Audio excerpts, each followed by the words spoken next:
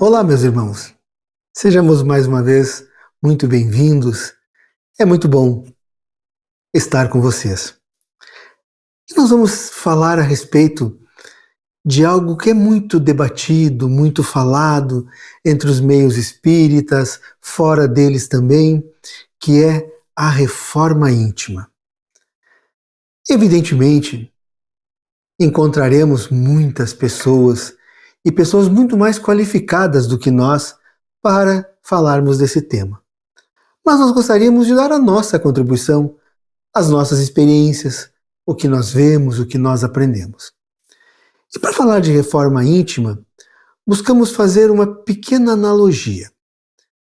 Quando nós vamos fazer uma reforma em nossa casa, os primeiros passos são encaixotar as nossas coisas, os nossos objetos, os nossos utensílios, ensacar as roupas. Depois disso, nós chamamos profissionais. Eles vêm para fazer a reforma naquilo que é necessário ser feito. O que a gente observa, quem já fez reforma em casa, é que normalmente dá muita sujeira.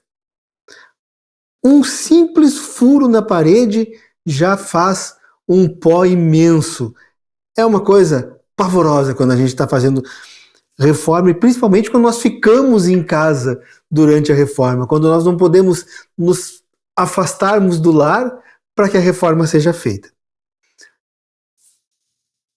A reforma íntima, a nossa reforma, ela é mais ou menos assim também. Olha só, quando nós chamamos os profissionais, quem são os profissionais da nossa reforma íntima? São as pessoas que nos rodeiam. São eles que nos auxiliam a tirar as coisas do armário e muitas vezes fazer uma bagunça, né? Tirar as coisas do lugar. Quando termina a reforma, o que a gente faz? Vai guardar as coisas. Então, a gente percebe o quê? Que encontramos objetos que fazia tempo que nós não encontrávamos, objetos que nós guardamos e que não precisamos, e por aí afora vai.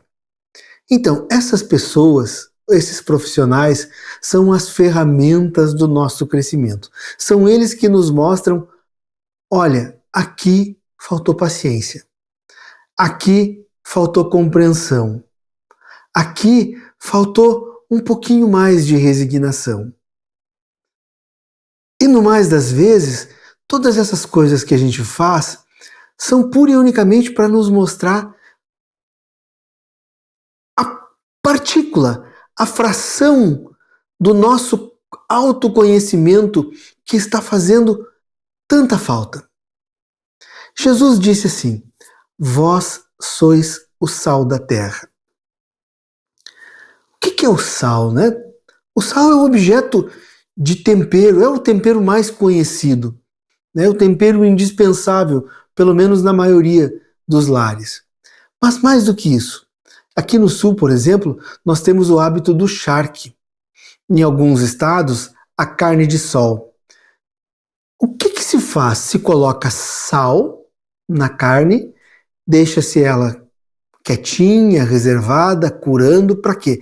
Para que ela não estrague, para que ela não apodreça, para que moscas e tudo aquilo que pode estragar, né, a possibilidade de nós consumirmos essa carne.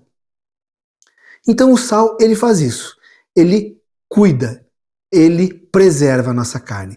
E quando Jesus fala, vós sois o sal da terra, é mais do que o tempero da vida. Onde houver um cristão, e como Jesus não criou nenhuma religião, vamos mais além.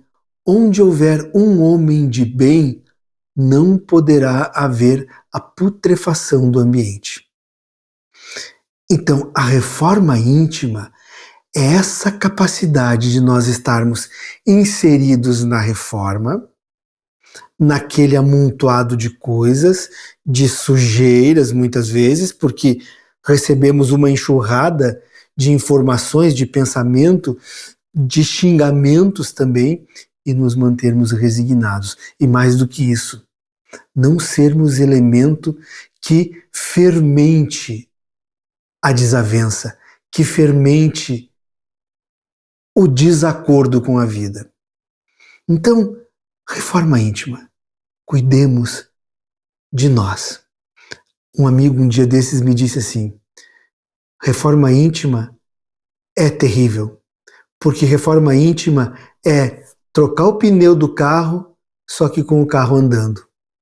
E nós não paramos para nos reformarmos. Nós nos reformamos enquanto vivemos. É difícil? Claro que é difícil. Se fosse fácil, já estaríamos no mundo celeste. Então, quando nós comparamos os primeiros barcos da época do Cristo, pequenas embarcações de pescaria, com os grandes submarinos nucleares, há um salto tecnológico. Reflitamos, e o homem que maneja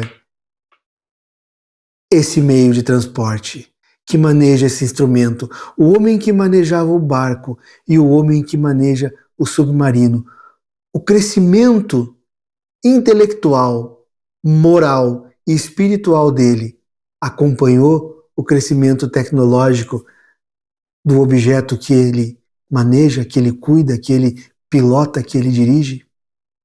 Talvez nos falte o autoconhecimento e o nosso esforço para nos transformarmos cada vez mais à imagem e semelhança de Deus. Muito obrigado, meus irmãos. Até a próxima. Fiquemos todos sob a luz de Deus.